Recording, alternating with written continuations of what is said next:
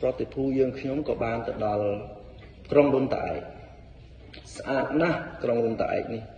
ហើយដំលោកជំទាវទី1ក្រុងរុនតាឯកនេះមានដូចជាជាង 10000 គ្រួសារបើតាមទិន្នន័យខ្ញុំតបបានហើយហេដ្ឋារចនាសម្ព័ន្ធខ្ញុំសូមទៅសារដល់ប្រមុខរដ្ឋាភិបាលហើយទេសភាពស្អាតណាស់មើលឃើញភ្នំគូលែនទេសភាពស្អាតសល់អុកស៊ីហ្សែនល្អគ្រប់បែបយ៉ាងប៉ុន្តែខ្ញុំកន្លែងមួយដើម្បីឲ្យដោយសារខេត្តសៀមរាបយើងពឹងលើវិស័យទេសចរស្ទើរតែទាំងស្រុងហើយអញ្ចឹង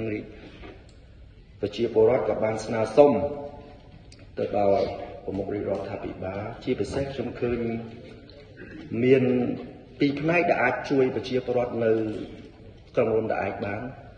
ខ្ញុំមិនដឹងថាសភាពាណិជ្ជកម្មរ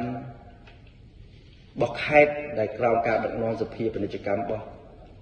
ថ្នាក់ជាតិនឹងលោករដ្ឋបានជួយគាំពារច្រើនណាលោករដ្ឋបានជួយគាំពារច្រើនណាបើតាមខ្ញុំដឹងមានសហប្រតិបត្តិការមួយក្រសួងច្រើនណាបើសិនជាសភាពាណិជ្ជកម្មខេត្តសៀមរាបលោកមានសមត្ថភាពលោកជួយមើលផងបង្កើតជាសិប្បកម្មបង្កើតជាស្អីជួយលោកខ្ញុំគិតថាវាអាចជួយប្រជាពលរដ្ឋមកកម្រិតដែរហើយពេលនេះជារដូវ low season ផងទី2តកតងនឹងក្រសួងកសិកម្មបើសិនជាលោកមានទុនអាចជួយកសិករជាពូជជាកូនសត្វជាអីឲ្យលោកចិញ្ចឹមព្រោះលោកនៅនោះខ្វះទុនហើយប្រជាពលរដ្ឋខេត្តសៀមរាបនេះជាអ្នកអាសាមិនជាអ្នកខ្ជិលចោលអស់ទេបើសិនជាគាត់មានទុនមានការគ្រប់គ្រងពីរដ្ឋជួយចិញ្ចឹមជាសត្វជាអីឬក៏ជាបន្លែបកាអីក៏អាចបង្កើនជីវភាពរបស់ប្រជាពលរដ្ឋនៅក្រុងរុនតាឯកឲ្យបានមួយកម្រិតដែរ